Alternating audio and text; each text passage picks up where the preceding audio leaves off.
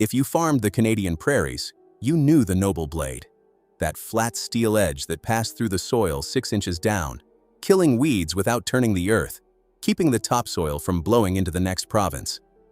Behind that blade was a factory in Nobleford, Alberta, a town of 600 where the plant employed most of the population and shipped to 4 continents. They survived the Dust Bowl that inspired the blade's invention, survived wartime rationing, survived the founder's death, the farm equipment depression, and 3 corporate takeovers. And then, after more than 60 years of building in Nobleford, the factory went quiet for the last time. How does a company that survived everything the prairies threw at it simply vanish? What happened inside those walls? Chapter 1. Barefoot. Behind the oxen. The story begins in Iowa in 1873, in a farmhouse where a boy named Charles Sherwood Noble was the eldest of 6 brothers, and before long, the only parent most of them would remember. His mother died when he was young. His father couldn't manage alone. Charles left school at 15, not because he wanted to, but because 5 younger boys needed feeding and the farm wouldn't work itself. That's the detail that matters, not the dates, not the geography. The fact that the man who would one day be credited with saving the Canadian prairies from blowing into the sky started his working life as a teenager, holding a family together in rural Iowa, with no education past the 8th grade and no inheritance worth mentioning. He homesteaded in Knox, North Dakota, in 1896, 23 years old, working somebody else's marginal land in a marginal climate. 6 years later, in 1902, he walked north across the border into what was still the Northwest Territories, settling near Claresholm in the dry country west of Lethbridge. He married Margaret Naomi Fraser, a schoolteacher, in 1903. They had 3 children, Shirley, Aline, and Gerald. And Charles set about doing what he'd always done, working land that didn't particularly want to cooperate. Grant McEwen, in his biography, Charles Noble, Guardian of the Soil, tells of Noble breaking virgin prairie in 1905, walking barefoot behind 3 oxen and 1 horse. McEwen speculated he was either too poor for boots or too thrifty to wear them out. The locals in Nobleford preferred a third explanation, that Charles Noble simply liked the feel of cool, moist earth between his toes. It's a small thing, but it tells you something about the man's relationship with soil that no corporate history ever could. By 1908, Noble was one of the first farmers in Alberta plowing with a steam tractor. In 1909, he bought 5,520 acres northwest of Lethbridge, and the hamlet that grew up around his operation was named after him. Noble, initially, then Nobleford in 1913, to avoid confusion with a town in Ontario. He was Alberta's Flax King in 1912, Oat King in 1915, and in 1916, Charles Noble was crowned World Wheat King. 54,365 bushels of Marquis wheat harvested from 1,000 acres.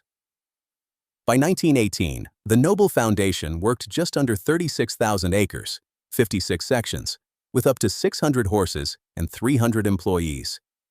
It was the largest dryland farm in the British Empire, an Iowa dropout running more land than most English lords had ever seen. Then the land turned on him. Drought hit in 1921. Grasshoppers followed. Hail stripped what the insects left. Wheat prices collapsed. Creditors called in $600,000 of debt on an estate that had been valued at $2.5 million. By 1922, Charles Noble, World Wheat King, largest dryland farmer in the empire, was bankrupt. The banks offered him $4,000 a year to oversee the liquidation of his own equipment. He took the job, watched his horses sold, watched his machinery hauled away, and then, slowly, acre by acre, he bought his farm back. By 1930, he and sons Shirley and Gerald were farming roughly 8,000 acres together, as Noble Farms Lanad, a fraction of what he'd had. But his, the Noble blade, the invention that would change prairie agriculture and build a factory and save a region, was the second act of a man who had already been destroyed once by the very land he was trying to farm. Chapter 2. A borrowed forge and a California idea. The Southern Alberta Prairie sits in the southwestern corner of the Palliser Triangle, a swath of semi-arid steppe that John Palliser surveyed between 1857 and 1860 and declared unsuitable for agriculture. Later, optimists reversed the verdict, triggered a homesteading boom, and then watched the Dust Bowl prove Palliser right. The 1930s were apocalyptic.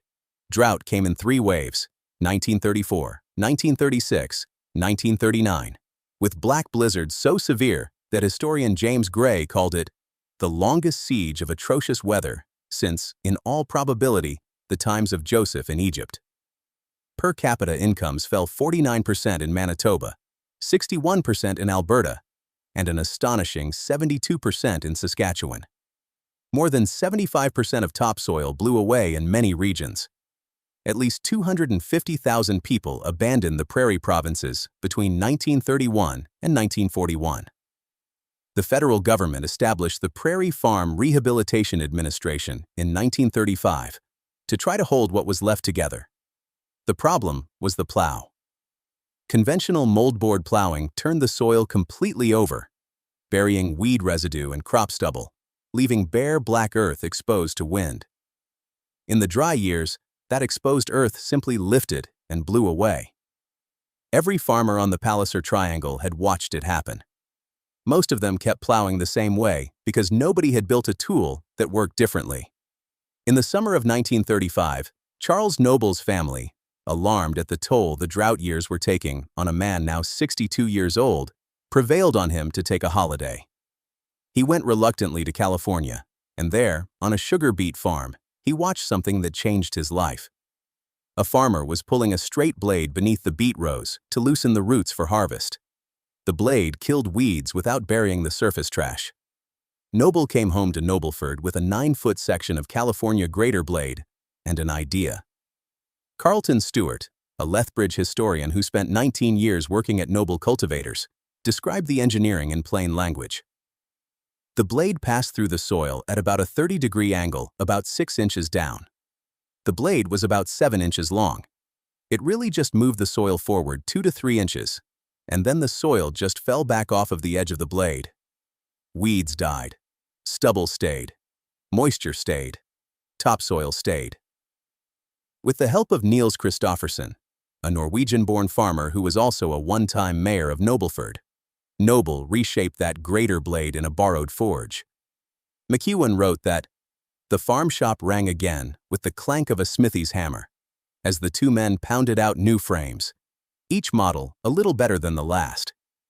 The first prototype, the Model A, came together in 1936. It wasn't perfect, but it was functional. 4 field-ready units were built by summer 1937. 50 were sold that year, to neighboring farmers and to the U.S. Soil Conservation Service. Another 50 in 1938. Noble patented the blade in 1937. He had no original plans to become a manufacturer. He'd built a tool for his own farm. Neighbor demand forced him to scale up. Noble Farms Linted became Noble Cultivators Linted in 1940 when plow blades eclipsed grain as the business.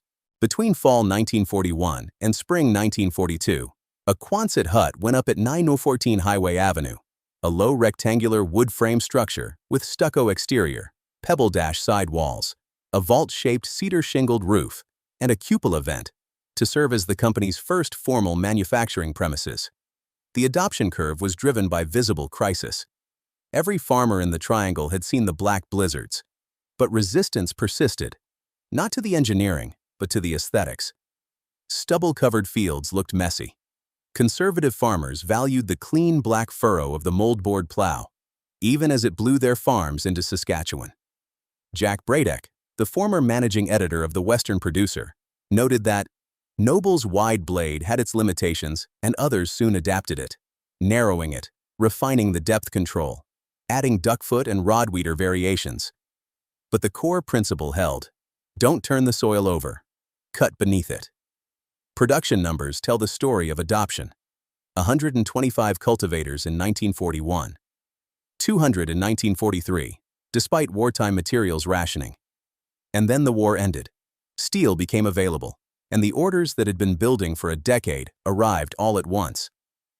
1,000 Noble cultivators were built and shipped in 1946. By then, the blade wasn't just a tool. It was the first technology developed within the Palliser Triangle, for the Palliser Triangle, that actually worked at scale. Noble was part of a small cohort of dryland farming experimentalists, Rufus Bohannon of Sibbald with his duckfoot cultivators, L.P. Tuff and Lethbridge, the Cool brothers of Monarch with their strip farming trials. But he was the movement's industrialist, the man who turned a research consensus into a manufacturable, exportable product. Chapter 3: 600 Dealers and the Smell of Quenched Steel. In 1951, Noble cultivators outgrew the Quonset. A new plant went up, roughly 86,000 square feet of industrial steel fabrication space, purpose-built for cutting, forging, welding, and assembling tillage steel. It sold $1 million worth of equipment in its first year. To stand on that factory floor during the mid-century peak was to stand in the center of something the Prairies had built for themselves. The high-pitched whine of cutting torches, the percussion of hammer on forge, a direct descendant of the sound Charles and Niels Christofferson had made in that borrowed shop in 1936. The smell of welding rod and quenched steel, sharp and metallic, hanging in air that the cupola vents on the old Quonset next door never quite cleared.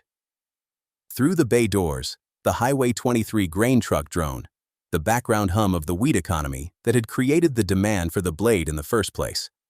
The workforce was drawn from the landscape. Local farm families, mostly the Dutch, U.S. Midwest, and Eastern Canadian descended settler community of Nobleford, and the surrounding villages of Barons, Monarch, and Picture Butte. These were people who understood tillage steel because they used tillage steel. Many of them farmed their own quarter sections on days off and drove to the plant for the paycheck that made the farm viable. The factory and the field were the same economy, the same families, the same calloused hands. Charles Noble ran the operation as a family enterprise with a family's instincts. He instituted a Noble Foundation profit-sharing arrangement. Employees weren't just workers, they were shareholders in the company's success. No record of strikes, lockouts, or certified union representation has ever been found. In a town of 600 people, where the factory employed roughly 70% of the population and paid for about 50% of the municipal tax base, former CAO Paul Hoffman's estimate, given to the Lethbridge Herald decades later, the relationship between employer and employee was less industrial than tribal. They called Charles the Chief. Workers remembered him on field visits dressed in a suit, always, walking the floor with a formality that somehow didn't create distance. The product line had diversified well beyond the original straight blade. The Model B, built between 1939 and 1946, came in straight and V-blade variants, about 300 units, 8 to 10-inch cut, sized for a 2 to 3 plow tractor. The Model F was a 3-point hitch design from 1945 to 1947, roughly 200 units. The Model M followed from 1946 to 1950. The Model G was the giant, 75 units built, requiring 5 to 6 plow tractors, cutting 16 to 24 inches. Beyond the blades, Noble added hoe drills capable of working through crop residue, precursors to the no-till drills that would dominate the next century, plus chisel plows, packers, and harrows. The dealer network grew to match. At peak, Noble cultivators maintained roughly 600 dealers across Canada and 17 U.S. states. Export orders shipped to Egypt, El Salvador, India, Iraq, Pakistan, Russia, South Africa, and Australia. Anywhere the dryland problem existed, the Noble blade followed. The tool that Charles had built to stop his own fields from blowing into Saskatchewan was now holding soil in place on 4 continents. The government recognized what Noble had done long before the history books caught up. He was made a member of the British Empire in 1943, an Iowa-born immigrant to the Canadian Prairies, honored by the Crown for saving British Empire farmland with a reshaped grater blade. He was named an honorary citizen of Texas the same year. In 1951, he became the first inductee into the Alberta Agriculture Hall of Fame. In 1952, the University of Alberta awarded him an honorary Doctor of Laws, an 8th grade dropout from Iowa, receiving a doctorate from the province's oldest university. Peggy Campbell of Nobleford, interviewed by the Western producer, remembered the man in simple terms. He was always in a suit and well-dressed. But the suit concealed a body that had broken prairie sod barefoot, survived bankruptcy, rebuilt from $4,000 a year, and turned a borrowed forge into an export manufacturer. Charles Noble was the rarest thing in Canadian industry, a man who invented a tool, built a factory, employed a town, and exported a solution to a global problem, all from a hamlet of 600 people on the dry side of the Rockies. Chapter 4. The Highest Rung. Charles Sherwood Noble died in Lethbridge on July 5, 1957, at 84. His son Gerald, a University of Alberta agriculture graduate, took over as president and general manager. By then, cumulative production was climbing toward 10,000 cultivators. The dealer network was intact, the export markets were active, and the Nobleford plant was running at full industrial maturity. Gerald was known as the Chief, too, inheriting the title along with the factory. The 1960s and 1970s were good years for Prairie implement makers. Grain prices ran strong through most of the period. The post-Soviet grain deal boom of the early 1970s flooded the West with cash. Government cost-sharing programs supported equipment purchases. The Canadian implement market was relatively closed, protected by transport costs more than tariffs, but insulated all the same. Noble Cultivators shipped product, expanded its line, and remained the largest implement manufacturer in Alberta. But the warning signs were biological, not financial. Gerald Noble had a stroke at 49, a heart attack at 51. He managed the company through the 1970s, but the family's only experienced industrial manager was operating on borrowed time. And the generation behind him, Charles's grandsons Brian and Charles, had gone to university for English literature and philosophy, not engineering or business. They stepped back into farming, not manufacturing. There was no third-generation industrialist heir waiting to take the wheel. The family knew it.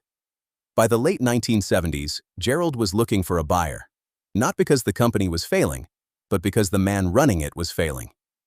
The body that had carried Noble Cultivators through 2 decades of growth couldn't carry it any longer.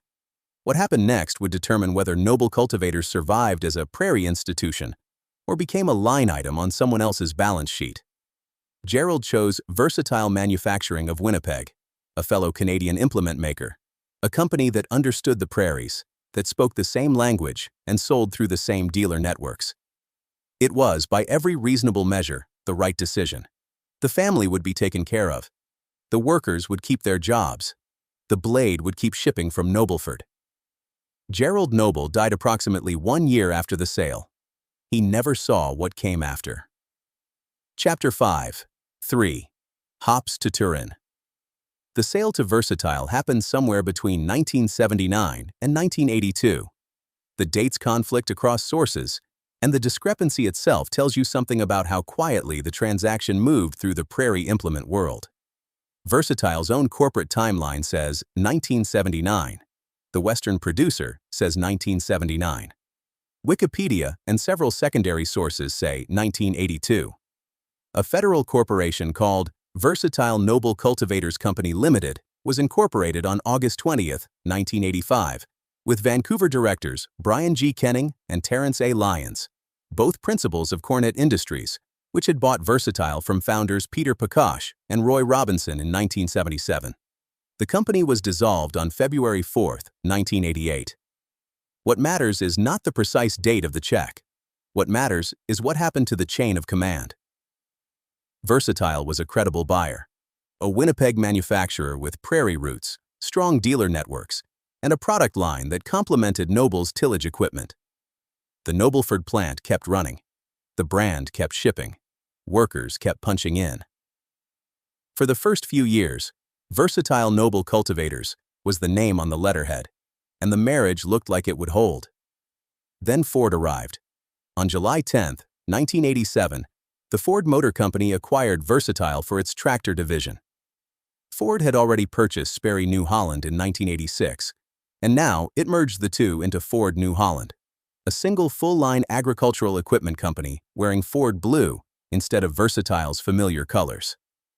The Nobleford cultivator operation was suddenly a short-line tillage manufacturer inside a global tractor conglomerate headquartered in Dearborn, Michigan. The Noble blade had been built by a man who walked his own factory floor in a suit. Now it belonged to a company that built Mustangs and F-150s. The versatile Noble Cultivators Federal Corporation was dissolved 4 months after the Ford acquisition closed. Somewhere in the corporate restructuring, the Nobleford operation was spun off under the name New Noble, a trade name that appears in the village of Nobleford's own municipal records and in the tractor and construction plant wiki, most likely created concurrent with Ford's takeover.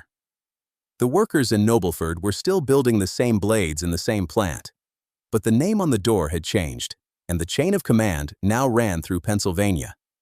That was the first hop. The second came fast. In 1991, Fiat Geotech, the agricultural machinery arm of Fiat SPA, headquartered in Turin, Italy, purchased 80% of Ford New Holland. By 1993, Fiat owned the rest. The name shortened to New Holland.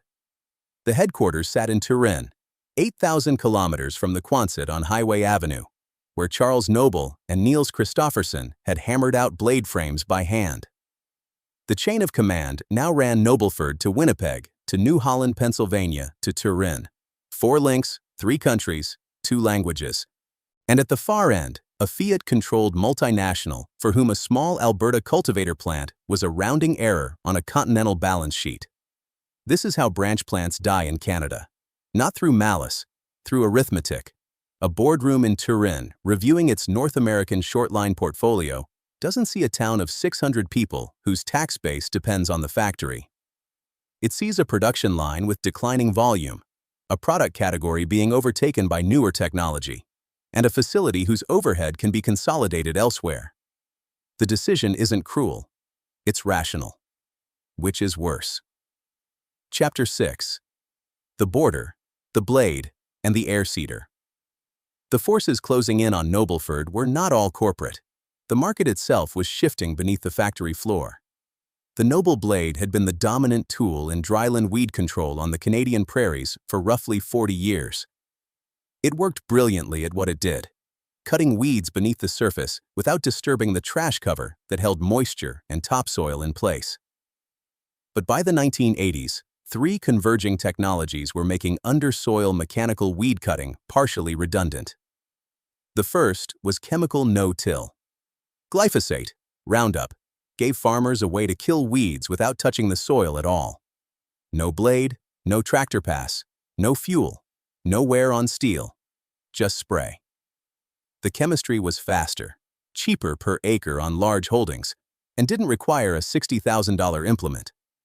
For a generation of farmers raised on the Noble blade, switching to chemical fallow felt like betrayal. For the next generation, it felt like common sense. The second was the air seeder.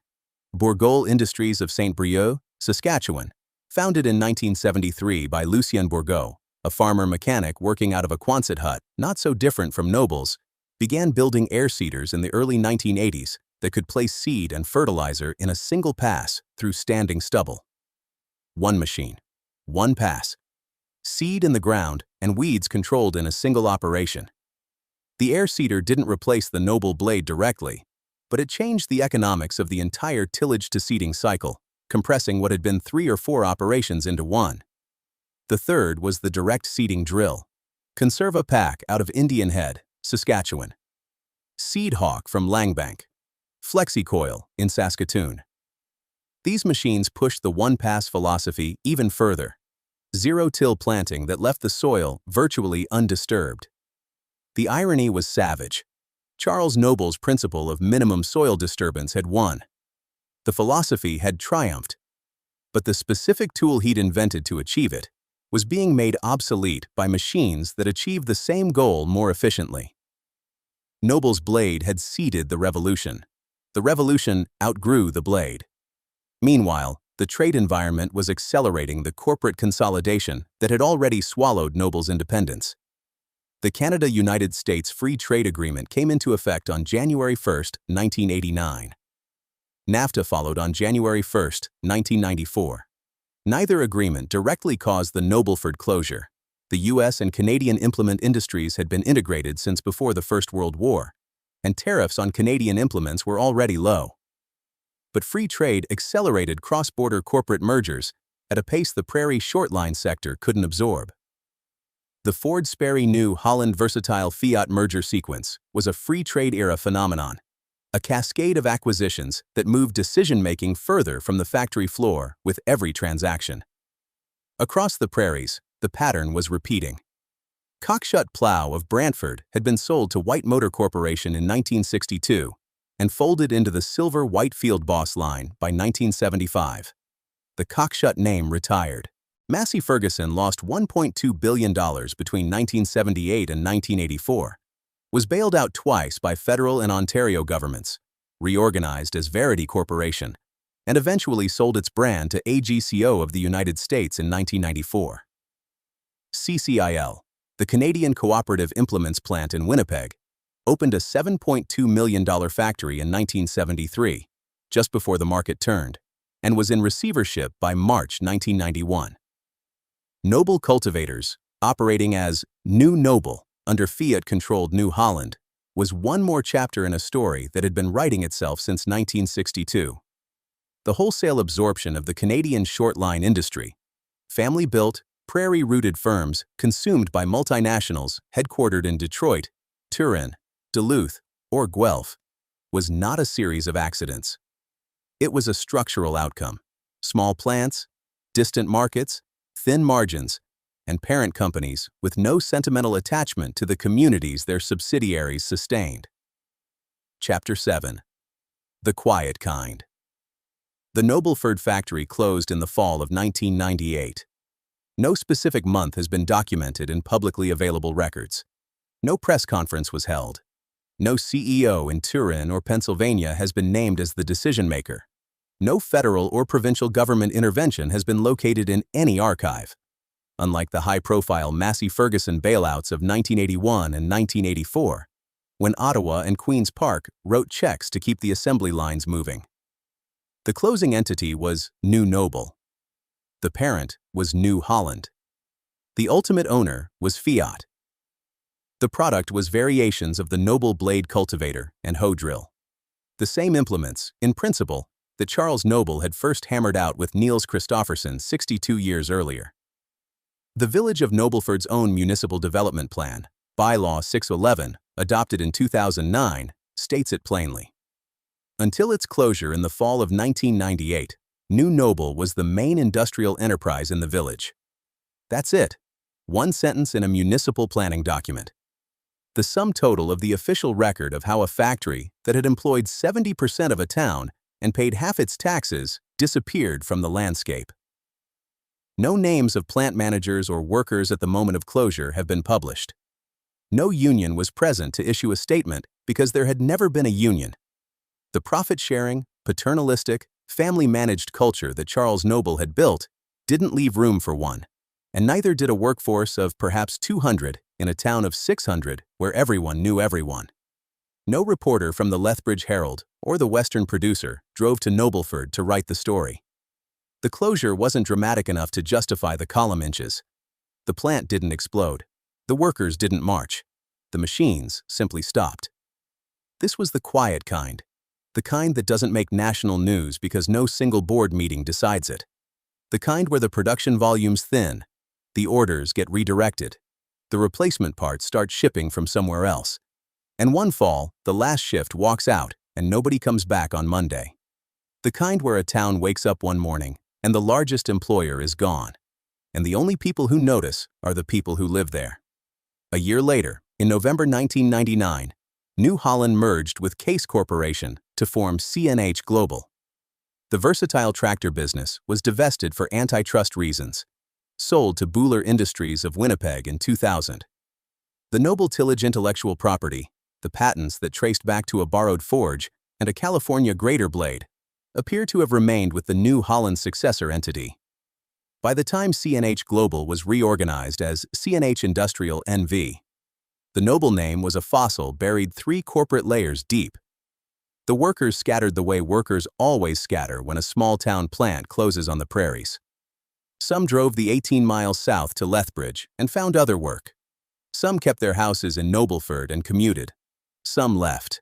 The town's population dropped from a peak around 615 to 588 by the 1996 census and stayed flat through the early 2000s. Not a collapse. A slow leak. Chapter 8. A cardboard cutout in the corner. The buildings survived. That's the unusual part of this story. Most Canadian industrial collapses end in demolition, or fire, or slow decay, until the roof caves in and the municipality condemns the shell. Nobleford's factory buildings are still standing. The original 1942 Quonset at 914 Highway Avenue, the one Charles and Niels built, was designated a provincial historic resource on July 4, 2002. Between 2001 and 2004, architect Alvin Reinhard Fritz oversaw a restoration for the village of Nobleford. The concrete shop floor was preserved, the multi-paned wood frame windows, the painted shiplap walls, the cinder block welding shop on the northwest corner, the cedar shingled vault roof with its cupola vent, the same vent that once carried the smell of welding rod and quenched steel out into the prairie wind. Today, the Quonset houses the town of Nobleford's municipal office and the Nobleford Area Museum. In the corner of what was once the factory floor stands a life-sized cardboard cutout of Charles Sherwood Noble, dressed in his suit, watching tourists tour the building where he and Christofferson once hammered blade frames by hand. The continuity and the dislocation are simultaneous. A working factory folded inside out into a museum without ever being demolished. The larger 1951 plant, the 86,000 square foot fabrication facility, was sold through the Edwards Group to Ag Growth Industries in 2006. By 2010, Ag Growth had added 100,000 square feet and roughly 100 employees, manufacturing twister pipe, grain guard, and Kehoe aeration equipment. Industrial use continues on the same site, but the product is grain bins and aeration systems, not Noble blades. And the town itself did something most factory towns don't. It survived. Not immediately. The early 2000s were lean, population stagnant around 600, what the municipal plan delicately called negative growth issues.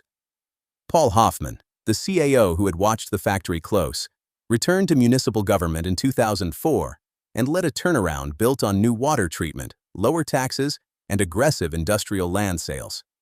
By the 2009 census, population had climbed to 877. By 2016, it had reached 1,278, more than double the post-closure low. In 2018, on its 100th anniversary, Nobleford was incorporated as a town. It's a bedroom community for Lethbridge now, with modest industrial diversification, Nieboer Farm Supplies, a Kubota dealership called Noble Equipment Limited, that trades on the heritage name, but has no connection to the family company, and the Ag Growth operation on the old plant site. The economic base is different. The identity lingers. Charles Noble was designated a National Historic Person by the Historic Sites and Monuments Board of Canada on November 1, 2002. In 2005, the American Society of Agricultural and Biological Engineers named the Noble Blade a landmark agricultural engineering achievement. The Nobleford Area Museum Society produced a 15-minute documentary, A Noble Vision, premiered in August 2018. And the family farms on. Brian Noble, Charles's grandson, bought his first land in 1981 with Noble cultivators' dividends and a bank loan. He, his wife Carol, and their son Michael, a fourth-generation Noble, still farm approximately 4,100 acres east of Barrens, northeast of Nobleford. Charles the Younger, the poet grandson, the one who studied English literature and philosophy instead of engineering, divides his time between the grand family house in Nobleford, with its 7,000 books, and a small cabin in Banff.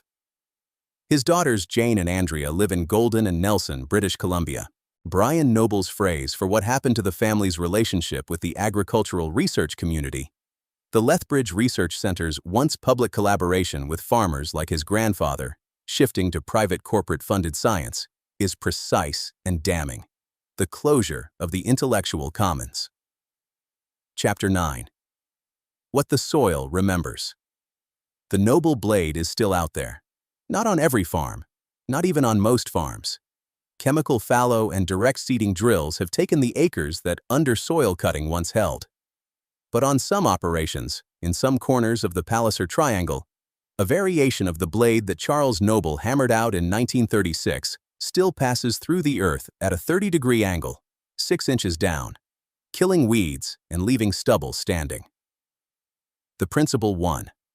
Minimum soil disturbance, the idea that you don't need to turn the earth upside down to farm it, is the cornerstone of modern no-till and direct seeding systems that now dominate prairie agriculture. Ben Ellert, a soil research scientist at the Agriculture and Agri-Food Canada Lethbridge Research and Development Centre, put it simply. Development of the Noble blade was a significant step in soil conservation. Carlton Stewart, the 19-year company veteran, said it more plainly still. The Noble blade kept moisture and soil in place. The irony is complete. The man who invented the tool saved the land. The company that built the tool was itself blown away, not by wind, but by the quieter erosion of corporate consolidation, 3 ownership changes in 16 years, and the slow arithmetic of a multinational portfolio review conducted 8,000 kilometers from the factory floor. Charles Noble once said, "It is the next generation that pays for the sins of careless and greedy soil management." The man who would earn the full respect of his son should make sure the young man inherits the soil as well as the farm. His grandson, Brian, inherited the soil, the farm, 4,000 acres of Southern Alberta. What he didn't inherit was the factory, the blade works, the Quonset, the dealer network, the name on the implements that shipped to 4 continents. That went to Versatile, then Ford, then Fiat, then a corporate filing cabinet somewhere inside CNH Industrial NV. The cardboard cutout stands in the corner of the old factory floor. The suit is pressed. The posture is upright. The man who liked the feel of cool earth between his toes, who walked barefoot behind oxen, who went bankrupt and came back, who saw a sugar beet blade in California and recognized the answer to a continent's dying soil. He watches the tourist come and go, reads the plaques, and step back out into the prairie light. The forge is cold. The cupel event is decorative now, and the soil, for the most part, stays where he put it.